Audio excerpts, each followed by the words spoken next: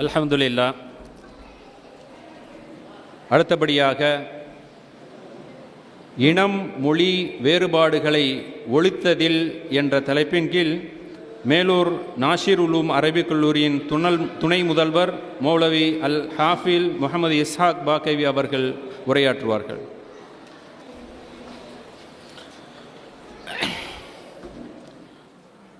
அல்ஹம்துலில்லாஹி ரப்பில் ஆலமீன் வல் ஆகிபத்து லில் முத்தகீன் வஸ்ஸலாத்து வஸ்ஸலாமு அலா சய்யிதில் அன்பியாஇல் முர்சலீன் வ அலா ஆலிஹி வ அஸ்ஹாபி அஜ்மஈன். قال الله تعالى في القرآن العظيم والفرقان المجيد إنا خلقناكم من ذكر وأنثى وجعلناكم شعوبا وقبائل لتعارفوا إن أكرمكم عند الله أتقاكم.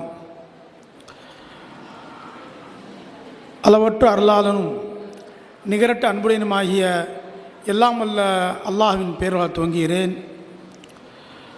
அல்லாஹ்வுடைய மாபெரும் கிருபை இந்த சுன்னத் ஜமாத் பேரியக்கத்தின் மதுரை மாவட்ட மேலூர் கிளை நடத்துகின்ற இதில் மீலாது விழா ஐம்பெரும் விழாவும் அதற்கு தலைமையேற்று நடத்தும் தலைவர் அவர்களே, மேலும் இந்த கருத்தரங்கத்திற்கு நெறியாளராக வருகின்றுள்ள அல்லாமா கனிமிகு ஷேக் அப்துல்லா ஜமாலி ஹஜரத் அவர்களே மற்றும் கனிமு உலமா பெருமக்களே, இதுபோன்ற கருத்தரங்களில் பங்கு பெற்று அதை கேட்டு அதிலிருந்து நாம் நம்முடைய மார்க்கத்துடைய கல்வியை வளர்த்து கொள்ள வேண்டும். அந்த அடிப்படையிலே எனக்கு வழங்கப்பட்ட தலைப்பு இனம் மொழியை ஒழித்ததில் நபிகள் நாயகம் ஸல்லல்லாஹு அலைஹி வஸல்லம் பங்கு. மேலானவர்களே, அல்லாஹ் ஜல்லஷானு தஆலா எம்பெருமானார் ஸல்லல்லாஹு அலைஹி வஸல்லம் அவர்களை இந்த மனித குலத்திற்கு எப்படிப்பட்ட குழப்பமான காலகட்டத்தில் தேர்ந்தெடுத்தான் என்றால், உலகம் முழுவதுமே மடத்தனமான காலமாக இருந்த நேரத்தில், குறிப்பாக அதிலே பயங்கரமாக மடத்தனத்தின் உச்சகட்டத்தில் இருந்தது அரபுலகம். அந்த இடத்திலே எம்பெருமானார் ஸல்லல்லாஹு அலைஹி வஸல்லம் அல்லாஹ் இறக்கி வைத்தான். கண்ணியத்திற்குரியவர்களே, அவர்களுடைய மடத்தனத்தை பற்றி, அந்த ஜாகிரியத்தை பற்றி நாம் சொல்ல வேண்டுமென்றால், தங்கள் வீட்டிலே உள்ள சிறு பிசகுகளுக்காக வேண்டி வாரிசாக எழுதி வைத்து பகையை வளர்த்து கொண்டவர்கள் தான் அவர்கள். அப்படிப்பட்ட அந்த அரபு மக்களிடத்திலே ஒளியாக எம்பெருமானார் ஸல்லல்லாஹு அலைஹி வஸல்லம் பிறக்க வைத்தான். அதிலே முதல் அல்லாஹ் ஜல்லஷானு தஆலா நபிகள் நாயகம் ஸல்லல்லாஹு அலைஹி வஸல்லம் அவர்கள் அந்த இறையை தேடி, இறைவனுடைய அற்புதத்தை தேடி ஹிரா குகையிலே அமர்ந்திருக்கும் பொழுது முதலாவதாக இறங்கிய ஆயத், இக்ரா பிஸ்மி ரப்பிக்கல்லதி ஹலக் ஹலக்கல் இன்சான மின் அலக். நபியை நீங்கள் ஓதுவீராக. நபி ஸல்லல்லாஹு எனக்கு ஒன்றும் தெரியாது என்றார். ஓதுவீராக அழுத்தமாக கொடுக்கும் பொழுது 3 தடவை அழுத்தின பிறகு திருப்பி அவர்கள் சொன்னார்கள், என்ன ஓத வேண்டும்? இதே ஓதுவீராக. இக்ரா பிஸ்மி ரப்பிக்கல்லதி ஹலக், உங்களை படைத்தானே அப்படிப்பட்ட இறைவனுடைய பெயரை கொண்டு ஓதுவீராக.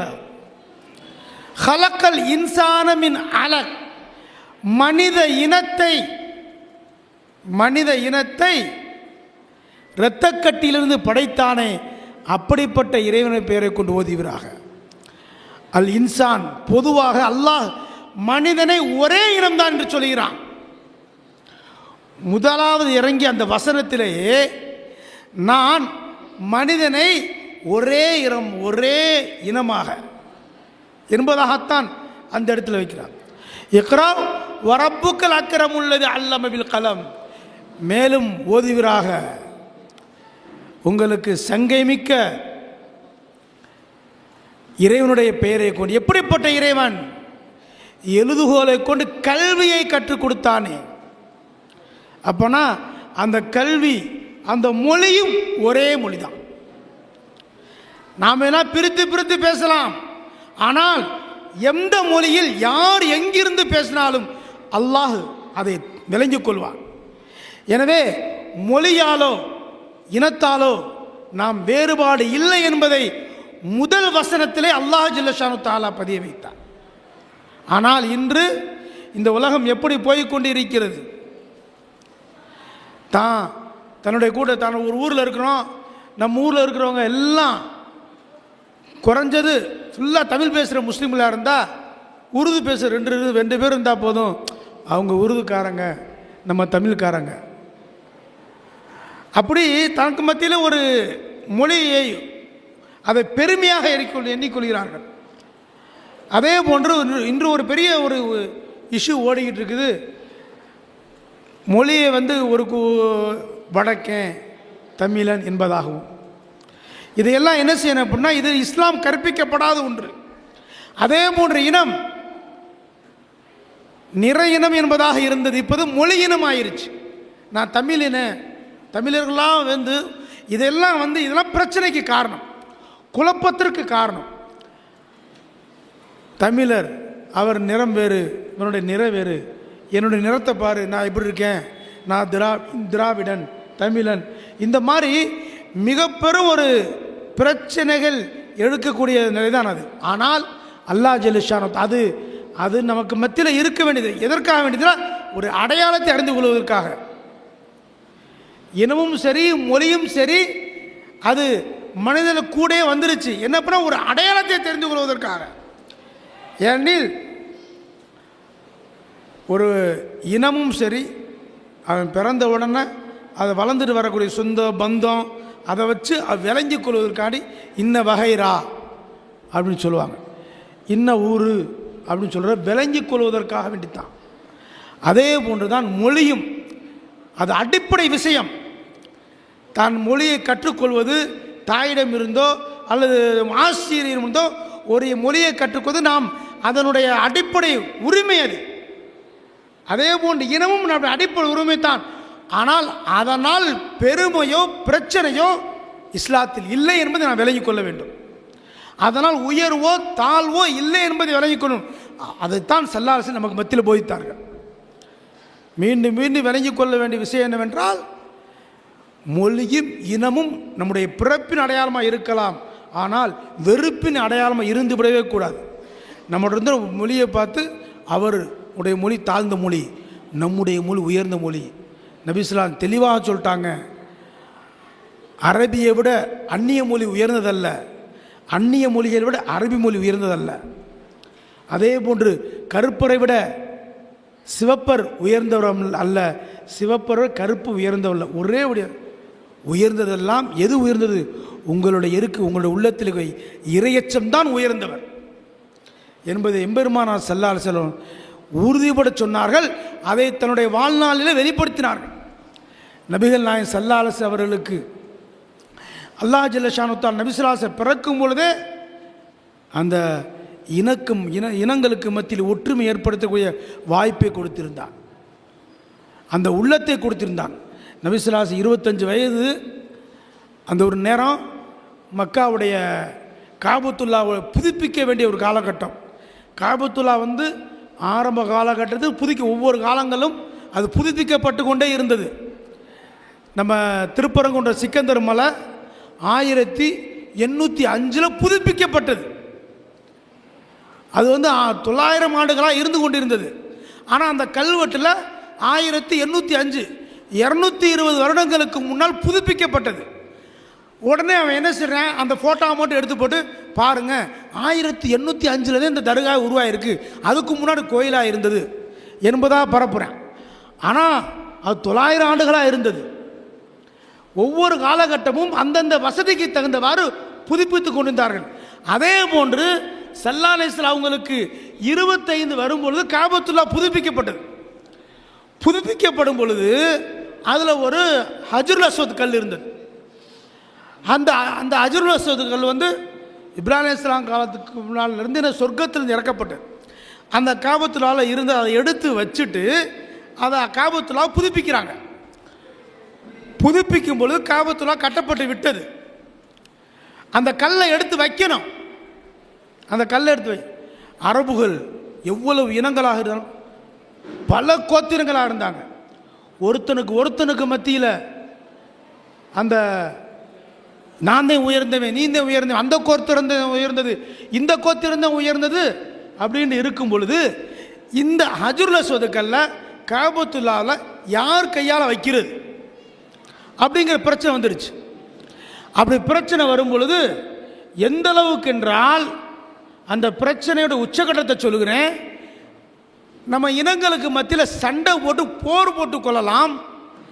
அதில் யார் வெற்றி பெறுறாங்களோ அந்த இனம் வந்து என்னது அந்த சிறப்புக்குரிய கல் எடுத்து வைக்கட்டும். அந்த அளவுக்கு என்ன பண்ணிட்டாங்க அவங்க காலம். அந்த ஆலோசனையில் இந்த அளவுக்கு முத்தி போயிடுச்சு. கடைசியில் அந்த அரபுகளில் உள்ள முக்கிய சொன்னார், எப்பா இதெல்லாம் இந்த சண்டை போரெல்லாம் வேணாம். யார் வந்து காபத்துல்லாவுக்கு, அதாவது காபத்துல்லா வந்து அது வந்து பழைய மாதிரி இருந்தாலும் அது இப்ராஹிம் அலைஹிஸ்ஸலாம் காலத்து ஒவ்வொரு இறை வழங்கப்பட்டது. நபிகள் நாயகம் ஸல்லல்லாஹு அலைஹி வஸல்லம் இறையை தேடக்கூடியவர்களாக அந்த வந்து கொண்டிருந்தார்கள். இரவும் பகலுமா நபி ஸல்லல்லாஹு அலைஹி வஸல்லம் வருவாங்க. அப்போ முடிவு பண்ணுறாங்க, யார் வந்து இந்த காபத்துல்லாவுக்கு இறைவனை தேடி அதிகாலையில் வருகிறாரோ அவர் வந்து ஆலோசனை கொடுக்கட்டும். அவர் என்ன ஆலோசனை கொடுக்குறாரோ அந்த பிரகாரம் நம்ம என்ன செய்வோம் பண்ணிக்கலாம். எல்லாம் முடிவு பண்ணிட்டு போகிறாங்க. அடுத்த நாள் இறைவனுடைய தியாகத்தை, இறைவனுடைய அந்த ஞானத்தை தேடுவதற்காக எம்பெருமானார் ஸல்லல்லாஹு அலைஹி வஸல்லம் முதல் ஆளாக வர்றாங்க. அதை பார்த்து விட்டு இந்த நபர் தான் வந்திருக்காரு. அவர் யாருங்க? முஹம்மது ஸல்லல்லாஹு. அவர் எப்படி சொல்லிக்கிட்டு, அவர் சாதிக் நம்பிக்கையாளர், அமீன், சாதிக் உண்மையாளர், அமீன் நம்பிக்கையாளர் என்று நமக்கு மத்தியில் பேருள்ள நமக்கு பொருத்தமானவர்.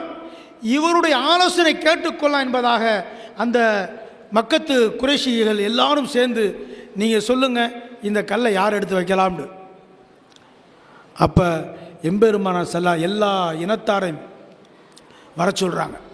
வர சொல்லி பெரிய ஒரு போர்வையை எடுத்து வச்சு அதில் ஹஜ்ருல் அஸ்வத் கல்லை தங்களுடைய பொற்கரங்களை வச்சு எல்லாரும் சேர்ந்து பிடிங்க அப்படின்ட்டு எல்லோரும் சேர்ந்து பிடிச்சாங்க.